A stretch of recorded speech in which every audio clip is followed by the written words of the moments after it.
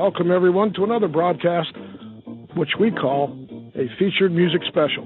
This is something we've been doing for over 20 years.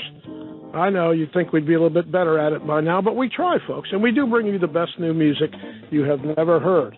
There are thousands of these programs archived on the Artist First archives. We invite you to join those shows anytime you want. They're absolutely free. Coming up right now is we have a return musician. I believe he's based out of Raleigh, North Carolina, if I'm not mistaken. And I'm not going to tell you about him. You're going to learn about him right from him. Let's welcome Mike Williams. Hi, Mike. I want to thank you, Z-Man, for having me back on the show. It's greatly appreciated. Well, it's Mike, it's wonderful to have you back on. Been doing this 27 years, and we've seen a lot of musicians come and go. Regular listeners know that I've been a professional musician for over 40 years, and this is a tough, tough business. And a lot of people are defeated by this business for various reasons. Maybe we'll talk about that later in the show. But it's great to see that you're still hard at it and out there and putting out great stuff. So what's the new album? What are we going to be listening to tonight? Well, the new album is titled No More Gods, and I chose 6 songs out of the 10 tracks. And the album, if I had to summarize it, Z-Man, focuses on bringing music back into the arena of social commentary. So there's a lot of stuff going on in the world. There's a lot of stuff that people would say is maybe upside down, is a good way to say it. And with this album, I focused on calling out those things that I thought needed to be addressed. And I really do believe that music is a very strong vehicle in order to do that, to communicate out, because there's a lot of people that think the same way that I know that I do and many others do, but we don't hear it in the music anymore. Many, many years ago, social commentary was very much a part of the rock scene, but that's completely, in my mind, in my opinion, has dissipated over time. And so I tried to bring it back to that. Which is fantastic. This platform, the music platform, that's not the word I'm looking for, but I think it has not been utilized. We got so many problems out there. I'm tired of hearing about somebody shooting somebody or getting this. You know what I'm just saying? When you have this ability to talk to people, do it like Mike's describing. Talk about something that's socially helpful. Anyway, I'll get off my editorial horse. Let's give them a little bit of background. Now, you're based out of Raleigh, and you're a singer-songwriter, and let's talk about who are the people you listened to growing up? Oh, growing up, I'm 64 years old, so I go back to the days of the Beatles, Jimi Hendrix, Led Zeppelin. So I was very much influenced by the British invasion, music of the 60s, the 70s, and actually, going into the 80s as well. And some people will say that I'm stuck at a time warp because I'm still writing what many people would categorize as classic rock. I call it retro rock. But it's the music that I was born and raised on, and it's the music that I really enjoy to play. And I don't think that it goes out of style, Z-Man. I really don't. I believe that if you write decent songs, good tunes, they're applicable whenever. In my humble opinion, Mike, there's only 2 types of music. Music that you like and music that you don't like. Right. And, you can put all these crazy names and genres, who cares? You either like it or you don't. That's exactly right. Now, reading up about you, I like the part where I was on your website where it said that you became disenchanted. By the way, we're about the same age. Back in the 1980s, you and your brother got together and you recorded original music on a 4-track home studio. Right. Yeah. So did we. That's what we all did back then, because that's what you could afford. By the way, the Beatles album, Sgt. Pepper's Lonely Hearts Club Band, was done on a 4-track. That's right. Yep, 4 tracks. 4 tracks. That's all you need. I did over 500 programs with Artie Kornfeld. He and his buddy Michael Lang were the 2 guys that put on Woodstock. And Artie went on to be one of the biggest producers in rock music at that time. And they did a lot of their albums on 2 tracks. Yep. 2 tracks. So that's a great way. I haven't seen anybody that talked about a 4-track for a long time. But nowadays, so what do you use nowadays? What's your setup like these days? Well, these days I have a home studio. I'm not playing out or doing any of that stuff. The days of, lugging equipment around they're over. They've been over for a long time. So I just enjoy writing music. It's wired into me. It's part of my DNA, Z-Man. That's how I look at it. And I have a Tascam 24-track digital recorder. It sits on a drafting table in my office, and I do my thing. And I do all of the music, all of the guitar work, bass work, keyboards. The only thing that I use that is what would be referred to, I guess, as technology is a drum machine. So I use either an Alesis drum machine or a Zoom, and that's how I get the drums down. But everything else is me. All of the singing, the harmonies, the other instrumentals. So you play all the instruments except the drums? Yeah, I play all the instruments except the drums. Yep. Wow. Yeah, I mean, I'm a guitar player by trade, and I played bass for a very long time, starting way back in the late 70s, going into the 80s, when we really couldn't find a bass player. So I was like, tag, I was it. Well, can't all guitar players play bass? I think so. I mean, it's just the first 4 strings, right? So I'm going to get hate mail for that one. Yeah, well, there's technique, obviously, that separates the great ones from the not so great. But the 4 strings on the bass, if you're playing a 4-string bass, are the top 4 strings of a guitar. So if you're an adequate or a decent guitar player, you should be able to find your way around the bass. Well, if you're a musician and an artist and creating music and you don't have your own home studio, why not? The home studios are ubiquitous. They've put the mom and pop recording studios out of business 20 years ago. 20 years ago. It's a wonderful thing. I have 2 home studios. You walk in, you throw the switch, and you start creating. It's that simple. Well, let's talk about that after we listen to the first song. The first cut you would like to play for our audience is entitled Breathe.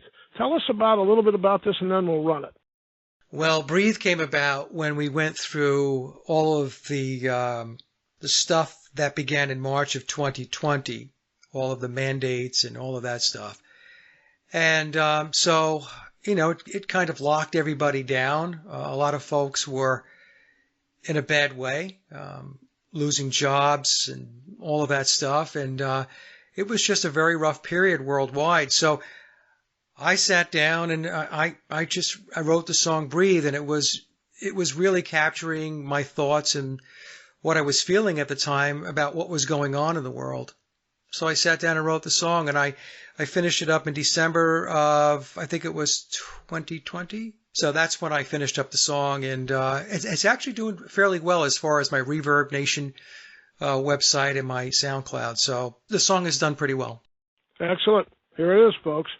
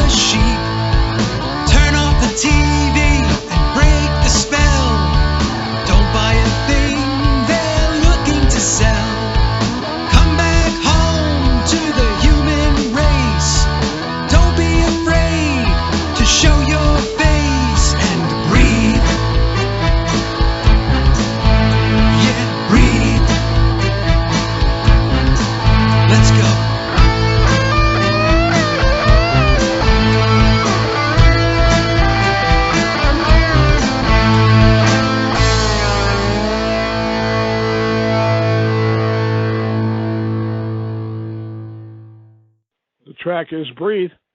Our guest is Mike Williams, and you're listening to a music special on the Artist First Radio Network. Good cut, Mike. Well done. Yeah, thank you, Z-Man. Thank you very much. I appreciate that. You know, it's very difficult. The average listener out there probably doesn't realize just how difficult it is to have an idea in your head and then make it come out of a pair of speakers exactly the way you're conceiving it in your brain. How are you in the studio? Is that a joy, or is it a challenge, or I guess it could be a bunch of things? How does that work for you? It's both a joy and a challenge to actually sit down and write the song. You know, some songs, they come easier than others. Sometimes you'll have maybe a lyric or a chorus and you build a song around that. Sometimes you have the actual music. You might have, the chords, figured out or something close to what you want. And then you work on that and then you build the lyrics around that. So it goes both ways, you know. It takes time. Writing music is a process. I do have a home studio like yourself. We have the ability to not worry about ringing up the cash register and, writing checks and paying a sound engineer or a studio for the time. You can actually sit down and you can experiment. So you can try different things and see if it clicks. Yeah, there's many times when I'm absolutely convinced that something I want to do, a certain track that I want to do, is going to work. I have it milling around in my head. And it's funny how many times it will work, but there's other times when you're so convinced that it's going to click and it doesn't. And, so then you go back to the drawing board. It's a creative process, and it does take time, especially when you're putting an album together. That takes a lot of time. Well, let's focus on the writing aspect, and then we'll focus on the recording aspect. But do you generally hear the music first or the lyrics first? With me, most of the time, it's the music. So I will have maybe a chord progression or a certain riff, and I think to myself, that's pretty good. And let me see if I can make something more out of it. Occasionally, you could sit down and write the entire song out. Comes quickly. That doesn't mean that that's the final version of the song, but you have the basic structure of the song, and you can build on it from there. And then for me, then I sit down and I write the lyrics. But there are times, like especially when I'm driving and I'm kind of lost in thought, and certain phrases will come to mind. And I will think, that's a pretty good start to a verse, or that might be a good chorus. And so what I usually do is, I'll text what the words are that came to me so that I don't lose them. So I text them to myself. And then later on, I'll go back and look at it and say, well, let me see what I can do with this. So it goes both ways. But for me personally, if I had to say which comes first more often, it will be aspects of the music. By the way, what a great idea that is, folks, to text yourself or voice record or leave a message on your voicemail instead of losing the thought. Yeah. Isn't technology wonderful? How many of you guys out there listening have lost a piece of music or a lyric because you wrote it on that slip of paper and it's long gone? Yeah, you've got to capture it in the moment. In fact, what I do, Z-Man, I write a lot of the songs on acoustic. I will write on electric as well, but I will just turn the microphone on my computer, start strumming and playing. And this way, at least I've captured that piece of it.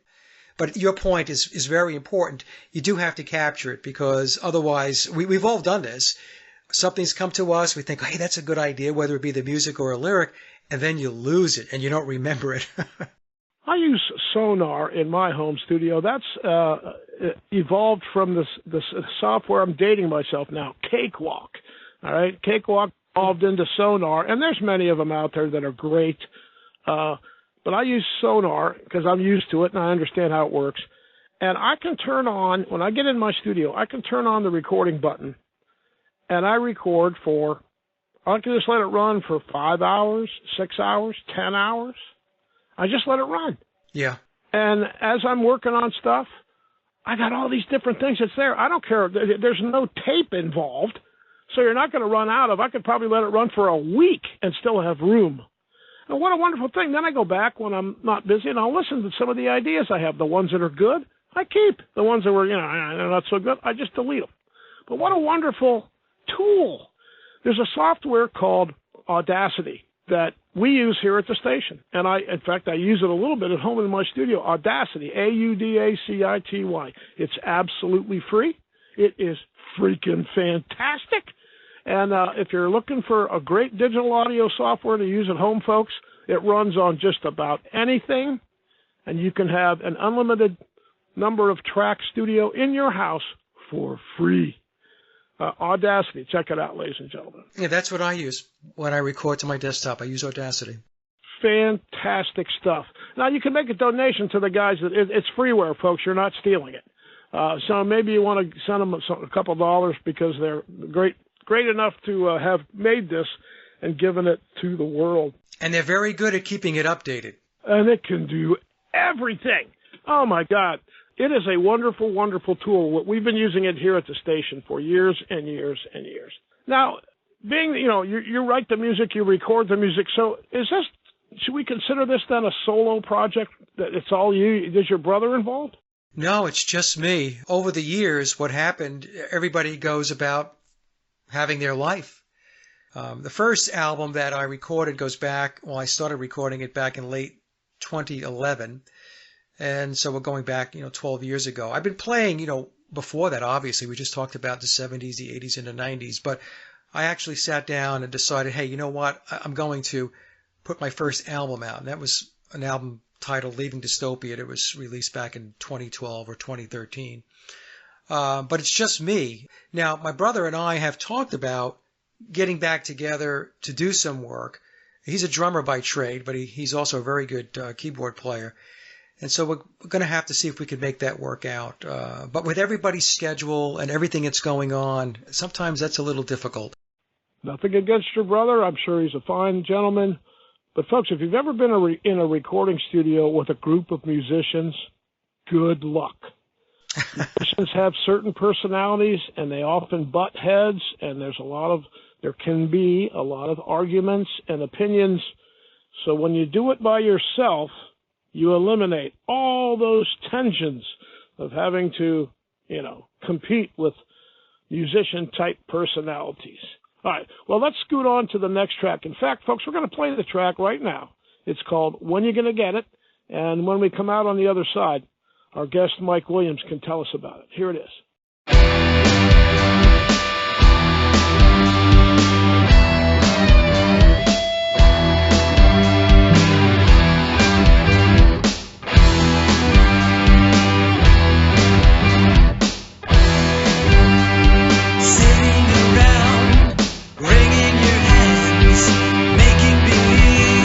You don't understand.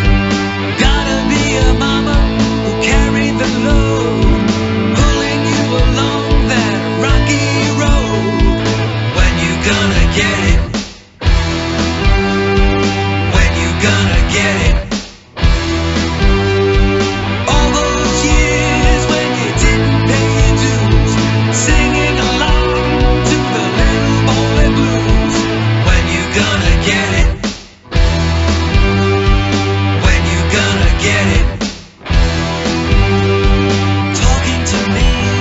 Your tale of woe, all this time with little to show. Gotta be a daddy who did you wrong, making you feel like you didn't belong. When you gonna get it? When you gonna get it? All those years when you didn't pay your dues, singing along to the little boy blues.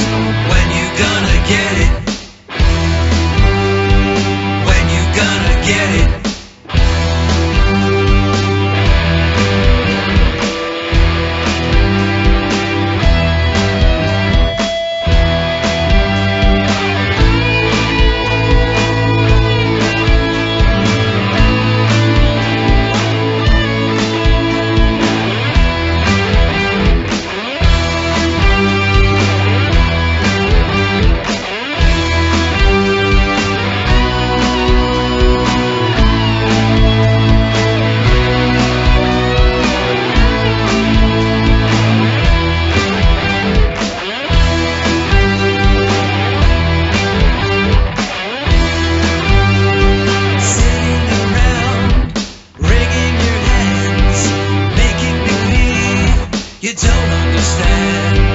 Gotta be a mama who carried the load, pulling you along that rocky road.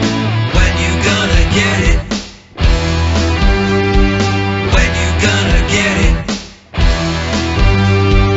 All those years when you didn't pay your dues, singing along to the little boy blues. When you gonna get it? When you gonna get it?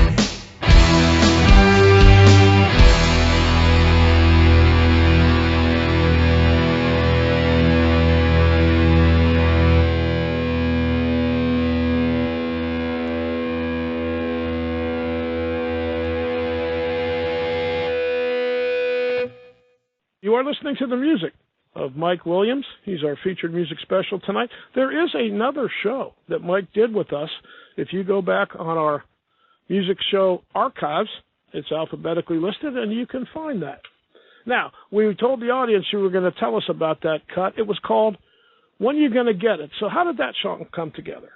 Yeah, so as I mentioned when we started the conversation, Z-Man, I wanted this album to focus a lot on social commentary. So when I take a look around me, I see a lot of people that they don't really want to work for what they get or what they have or what they desire. So the song is about the fact that you have to pay your dues.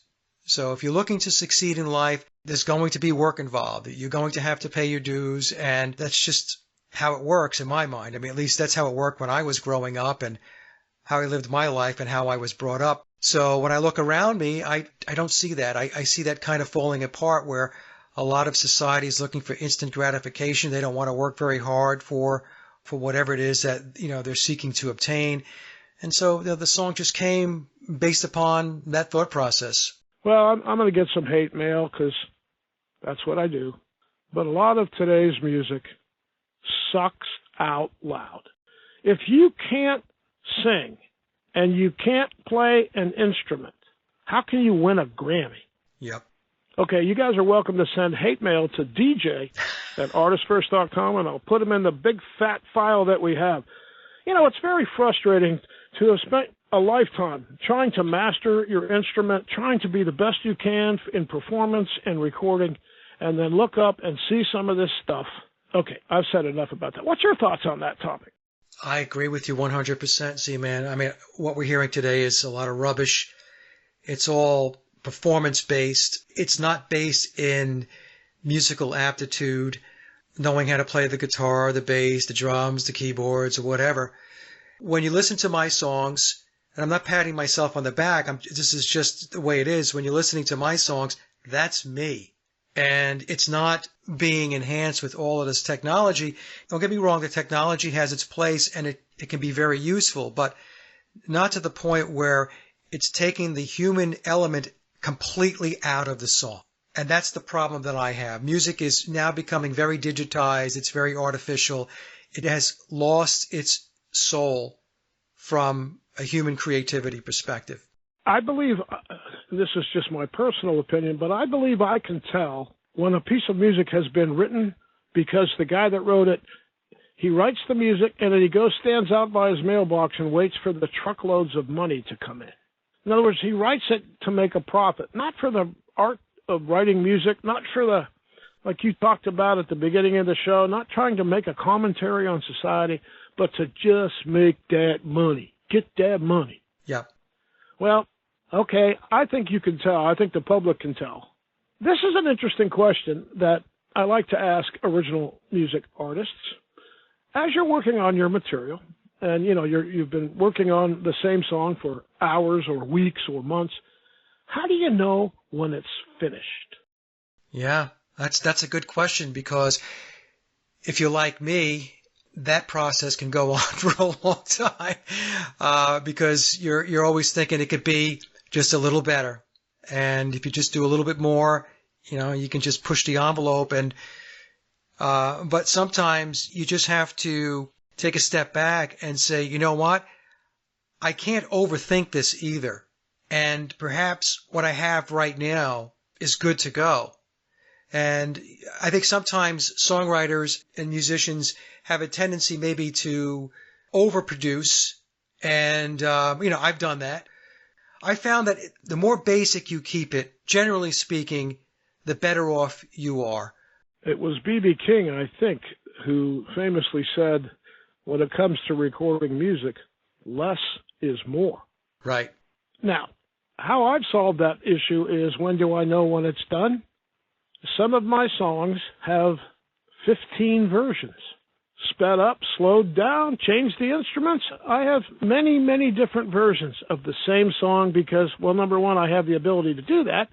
And sometimes I like when it's an acoustic. Sometimes I like when it's fully orchestrated. And that's how I solve that problem. I just make another version. Yeah, I've done that too. I've had versions where here's the electric version, here's the acoustic version, here's the piano version. Yeah. Why not? Why not? All right, we're going to move on to the next track. If you're just joining us, Mike Williams is our guest. He's back. He was with us before. You can find that program on the archives. And Mike's choice for our next cut is Don't Let Go. What are we going to hear now? Don't Let Go is a song actually that was co-written with my wife. My wife actually came up with the lyrics and the melody, and she would just sing the song to me, and then I would put the music to it, and so it was a collaboration. And so this is my wife's song with Mike just doing the music.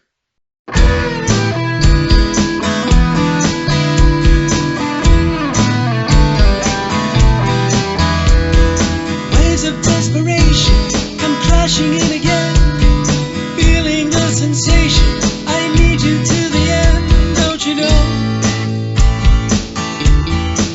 I need my baby, don't you know? I need my baby, don't let go. Assess the situation, the truth is plain to see.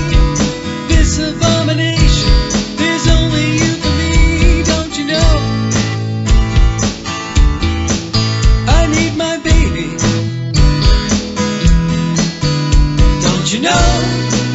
I need my baby, don't let go.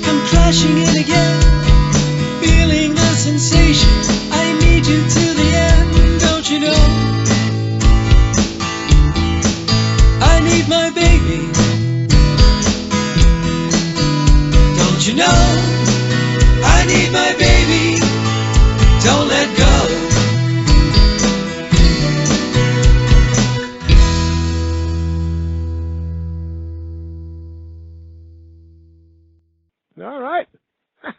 That's a nice little track. Well, thank you. Thank you. Do you have favorites? Is there songs that you write that just become, for whatever reason, some of your favorite material, and others that are, hey, I mean, you like them, it's your material, but they're not quite as, what am I trying to say here, dear to your heart as others? Oh, yeah. There's certain songs that you write that you like them, and there are other songs that you write. I mean, you wrote them, and you think, they're good. But there's definitely a pecking order. There are songs that you write that you think, well, that really is a pretty good song. And there are other songs that you write, and you're like, well, it's a song. It's a good song. I mean, I try not to put anything out there that I'm not pleased with. But like I said, there are degrees of being pleased. And some songs, you really like that you do. And other songs, they fall to the lower end of the pecking order. Kind of like having children. Well, I know, because I'm kind of low on the pecking order as far as my family. I accept that. I'm okay. It's okay. Now, let's talk about musical instruments. My musical instruments, I have 7 pianos. I might have 8 pianos. I'd have to think. If my house is on fire, once I get my loved ones out of the house, I'm going back in for those pianos. They are soulmates to me. And yet there's people who see a piano like a hammer or a chainsaw. It's just a tool. Do you have favorite instruments? How do you relate to your tools? Oh, yeah. I have there's certain guitars. I have a large guitar collection. I have about 50 guitars that I've collected over the years. Some of them go back into the late 1960s and into the 70s and into the 80s. Most of those are really collectibles, if you will. But I also have my guitars that are my go-to guitars. You know, as an example, I have a 2007 Strat that I play with a humbucker back towards the bridge, and that's the guitar that I usually use whenever I'm playing lead guitar. You know, and I have other guitars that I pick up. I have a Fender American Standard Telecaster that I'll use if I really want like a bright sound to the song. In fact, it's the guitar I use to play the lead in the song Billy Pepper, which we'll play, I guess, pretty soon. Yeah, I do have go-to guitars, Z-Man. It's just interesting how some guitars just feel better in your hands. And that might seem weird to some folks because they might think, well, isn't a guitar just a guitar? And it's not. Some guitars do feel better playing than others. If you try to calculate the number of hours during rehearsals, during recordings, and during performances that I have spent with some of my keyboards, I have an SY85 Yamaha keyboard. I probably played 1,500 gigs, 2,000 jobs with this piano. Wow. I have my fingernails have actually worn ruts, divots in some of the keys. Yeah. I probably should have trimmed my nails, but I'm just saying, for me, I become very close to my instruments. I know that sounds wacky to you guys out there, but okay, let's move on to Johnny Lighttone. What's this one about? Johnny Lighttone addresses all of the lies and deception that we get bombarded with every day. And so Johnny Lighttone is a personification of anyone or any entity that feeds us a bunch of nonsense, lies, deception, propaganda, and so on. Because I've been asked, once I released the song, people were asking me, well, who is Johnny Lighttone? And my answer is Johnny Lighttone is somebody who's not feeding you the truth. Hey,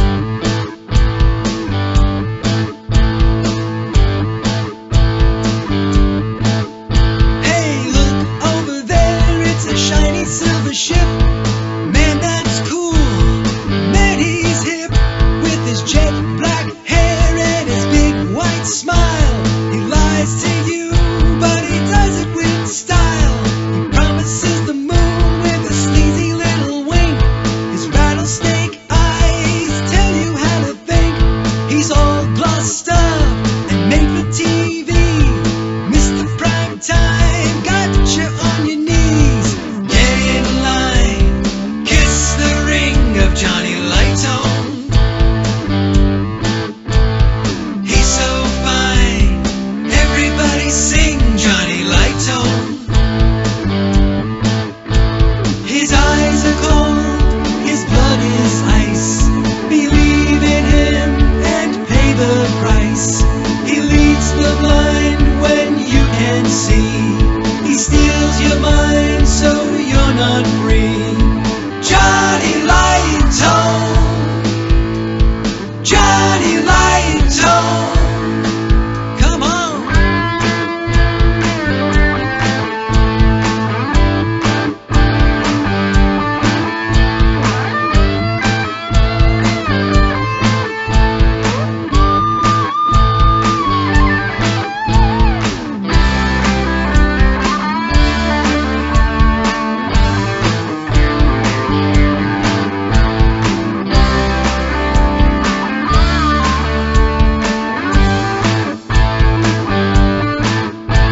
His eyes are cold, his blood is ice.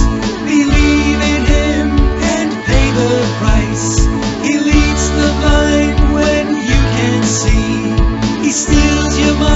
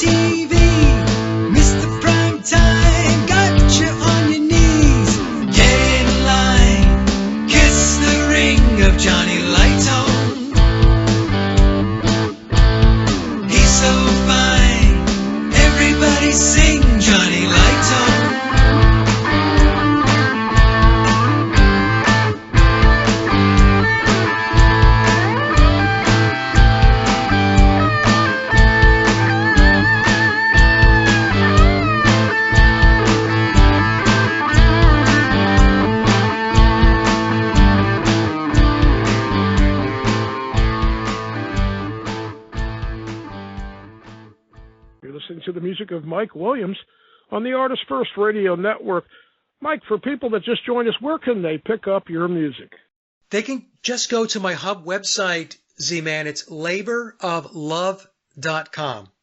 Laboroflove.com. And if you go there, all the links to my songs and Reverb Nation, SoundCloud, and all that stuff, it's all there. There's a giant service out there that all the artists subscribe to. To make $1, you have to have 1,500 plays to make $1. Yeah, are you referring to Spotify? I think I am. Thank you. That's exactly right. Most musicians hate Spotify because of what I just mentioned. They keep the money, however they're doing it, and they pay musicians crap. So what I'm trying to say, listeners, buy the song. Go download the song and spend $1. Folks, if you don't have $1, I'll give it to you. But the artist gets to keep the majority of the money. What is wrong with that? Instead of those music industry bastards taking all the money, how about the artist get some of it? Wait, I'm sorry. I need to take my blood pressure pills. Your thoughts on that, Tom? Yeah, if you're interested in purchasing the album, go to my Reverb Nation because that's where I'm selling it. And Z-Man is absolutely right. I think Spotify, if I'm not mistaken, was sued a number of years ago for not doing the right thing from a royalty perspective. So I don't pay much attention to Spotify. My songs are up there, but I really don't pay much attention to it. I push my music through Reverb Nation, SoundCloud, and platforms like that. When we had the guy from Jefferson Airplane on, Marty Ballin, when we had him on the Artie Kornfield show, he said right over the air, I'm not going to mention the name of the company because I don't want to get sued, but he said, hey, insert company name here. He said, hey, where's my money? Yeah. Michael Shreve from Santana, hey, where's my money? Corey Wells from Three Dog Night, same thing. Interviewed, the guy that wrote Me, the Mob, and the Music. And on the interview, he says, Z-Man, my record label owes me $30 million. Holy smokes. That's why Artist First was created. Artist First. Because always the artist is the last person to make the money. All the dirtbags and scumbags, they make the money. Tommy James was the name. He's the person that we had on, wrote Me, the Mob, and the Music. And he's the one that publicly states they stole $30 million of his money. So Tommy James from the Shondells? Yep. Tommy James. That's what he said to me personally on the air in front of our audience. And go get the book. You can get it. Okay. Tommy James and the Shondells. And I said, well, Tommy, why don't you sue your label? He goes, my label is owned by a well-known mafia boss. I think they used to record on roulette. Yep. He names the person who since has died. And he waited till his mafia boss died, and then he put the book out. And you can go look. It's called Me, the Mob, and the Music by Tommy James and the Shondells, and that's what he says. Now, Mike, do you mind if we go over a few minutes? We got the show in front of you ran right up to the hour, so we started a few minutes late. Is that going to infringe on your schedule tonight? No, not at all, Z-Man. Okay, then I won't have to rush through this. All right, well, anyway, folks, the music industry has a terrible, horrible track record, okay? It just does. The artists are constantly getting screwed. Here's a quiz question for the audience. When you spend $20 on a CD, how much of that money do you think the artist gets to put in their pocket? You got a number in your head? It's wrong. It's easy, $10. No. No? Is it $5? No. How about $2? No. How about $1? No. A great record contract, maybe 50 cents. Where does the rest of that money go? Not to the artist. Oh, Z-Man, you don't know what you're talking about. Really? Look it up.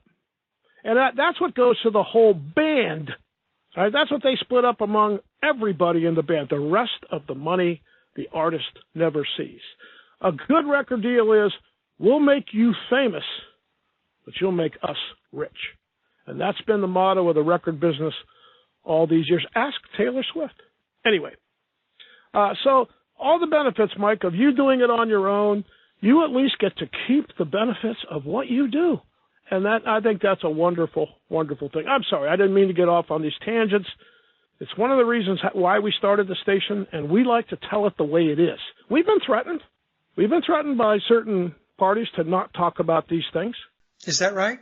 Yep, one of our founding people left the company because they said, "Hey, it was your daughter had a nice yellow dress when she got off the bus last week." No way. Mm-hmm. Yep.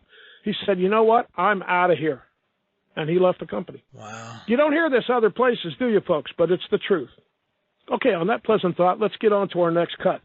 Billy Pepper, interesting track title. What's this about? Okay, so are you aware of the rumor of Paul McCartney being replaced? Absolutely. Okay, so Billy Pepper is a song that I wrote about the replacement of Paul McCartney, the Paul is Dead conspiracy. So I sat down, because I've known about the conspiracy going back to when I was, oh my God, into the 1970s. Yeah. And so I sat down and I wrote a song about the conspiracy, and that's it, Billy Pepper. Billy Shears is the replacement, and he was introduced on the Sgt. Pepper album.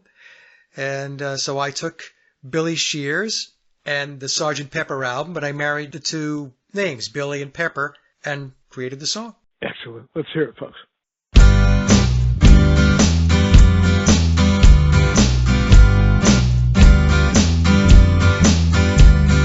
Hey there, Mr. Shears, I see you wrote a book. I heard about the rumors, so I had to take a look. Going back to yesterday,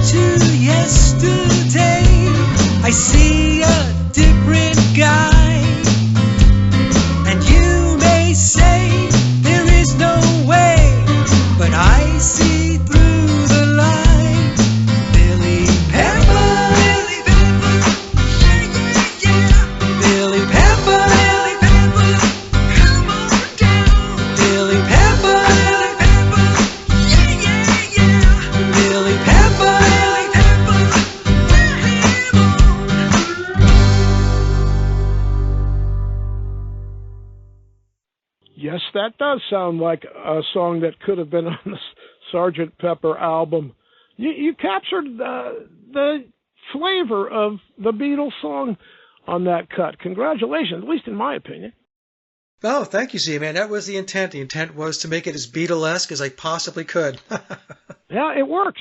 Well, folks, we're down to our last segment with our guest, Mike Williams, and then we'll be ending with one more track. But, Mike, what have we left out?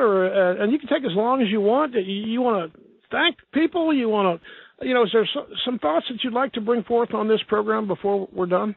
The only thought that came to mind, Z-Man, is that I would really like my fellow songwriters and musicians, I would like a lot more of us to step out and to write about what's going on in the world, engage with social commentary, put it out through the music, and try to make the world a better place. And we can do that through the music and not get so caught up in what you were saying before, where it's more about pumping out a product versus what I would consider art. And I think it's very important that many of us get back to that. And I realize that, the money is more on pumping out the product and going along with what you're told to put out. For a lot of the independent artists, I think it's very important for us to shake it up a little bit. I really do. And to get the word out there. And there's no better way to do it than with music. Look at Bob Dylan. You look back at the songs he wrote, and you look at the lyrics, and it's the time of the Vietnam War, and man, and he had such an impact. I totally agree with you. Why aren't more musicians in the troubled times that we are? Now, I do have some information on an artist that was going to put out a song. I'm not going to mention the title because it was a little derogatory towards Donald Trump. I'm just tell you the truth here. It was a song about Donald Trump. It made fun of him. And this artist was going to release it, and he was talking to me about it, and he chose not to because he was afraid. He was afraid of what those people, whoever those people are, might do to him. He was afraid he'd put his family at risk if he made a song tongue-in-cheek song, about Donald Trump. And I had to agree with him. In the old days, there's a lot of songs that talk about politicians, this and that. But I don't know that those artists feared for their lives and the lives of their families. What are your thoughts on that? Well, the first question I was going to ask you, is this an artist that people would be familiar with? No, this was an independent artist. Independent, yeah. Well, the problem is this is the world we live in now. We live in a world where if you cut across the grain and you don't row the boat in the right direction, then you could have issues. At the very least, we know about all of the censorship that takes place on platforms like YouTube and Facebook and Instagram and platforms like that.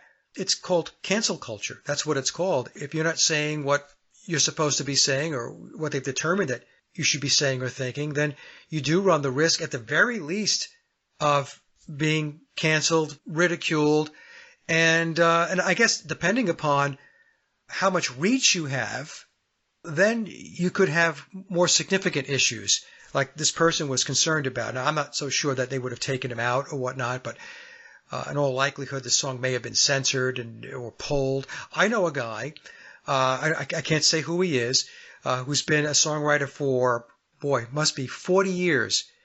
And he was with, I think, CD Baby for many, many years. And he was putting songs out that had to do with social commentary. And they yanked his entire portfolio from CD Baby. They basically told him, we're not going to carry you anymore as an artist. We're not going to put your product out. So good luck. Find somebody else to go do that for you. And this was after many years of putting his work out through them. So these things do happen. So if you're not singing out of the proper hymnal, then stuff like that happens. Plain and simple. And for people who think it doesn't happen, you need to wake up because it does. Well, that's disturbing to hear that because in the early days, we actually had Derek Sivers on. Some people say it's Severs. He was the founder of CD Baby. And he came on the broadcast, and we had a great show with him. And I can't imagine that happened while he was still the owner. Now, he sold out, made a bunch of money, and it was I don't know who bought out CD Baby, but it was a big corporate group. And Derek made a comment on the program that I had to correct him on. He said, we were the first company to sell independent music CDs on the internet. I said, Derek, I'm sorry, but you're not. We were doing it 6 months before you are. We chose to go a different route. Derek Sivers retired, I don't know, a billionaire. I live in my van down by the river. We chose a different path to go into radio, but we may be, there's a footnote for you folks, look it up. We may be the very first company to ever sell independent music on the internet. 1997. I believe it was early 97 or late 1996 when we started. And we're not millionaires. All right. Well, Mike, you have an open invitation here. You're welcome here anytime. It's been great to spend some time with you. We're wrapping up here, folks, and we're going to go out with one more track. It's called No More Gods. And Mike, let us know what's up with this track before we hear it. No More Gods is about investing in yourself, being your own authority, empowering yourself. Stop going outside yourself. Be the best that you can be your own authority, and be empowered.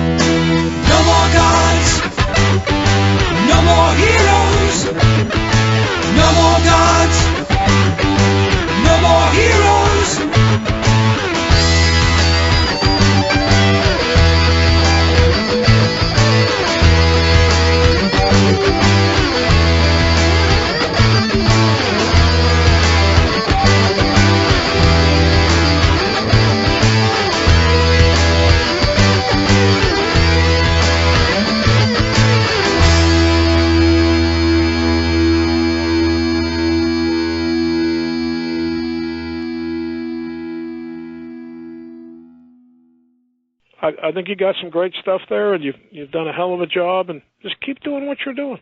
You deserve to be heard. Yeah, it's part of who I am, Z-Man. So I don't do it thinking I'm going to make $1 million. I do it because I love doing it. I just like putting music out. That's it. At 64 years old, I got a grandson, and my wife and I spending a lot of time with the baby and doing other stuff. So that's where I'm at in life. Wonderful thing to have grandchildren, isn't it? Yes, it is. It really is. I got a 2.5-year-old granddaughter, and she is everything to me. Wonderful experience. Yeah. Well, it'll be a day or two. We'll have the archive up there, and your music will be playing on the internet forever. Yes, thank you. Yeah. It fluctuates. In the summertime, it's a little lower. In the winter, it's much higher. But we get about a download from our archives about every 15 seconds. Oh, okay. And sometimes when it peaks, it's like every 3 seconds. In the summer, it slows down because people have other things to do in the northern hemisphere. But, we've had 500 and I've lost track. It's on the homepage. 535 million hours of music and author shows downloaded. Well, that's since 2007. Yeah, I mean, people, they choose to listen. We can't make anybody listen to anything. They listen because they want to. Right. So I hope people want to listen to your stuff, and I hope they'll go out and buy it. Well, it's a good thing you're doing. I'm telling you what, it's very good. I appreciate it. Well, Mike, I'll let you get back to what you're doing. Sorry I kept you over, and let us know what's going on in the future. We'll be here when you're ready again. All right, Z-Man. Thank you so much. Okay, Mike. Be good. Take care. Bye-bye now.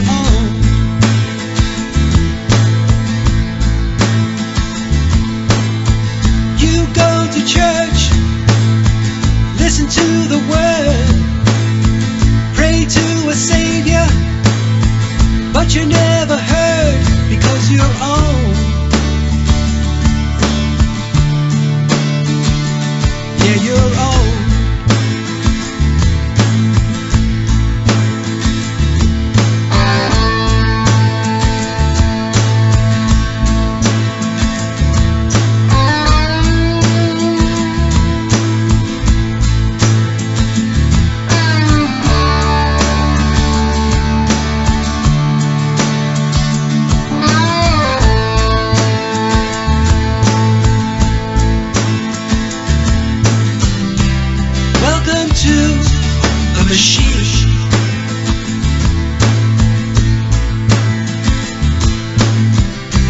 Welcome to a machine.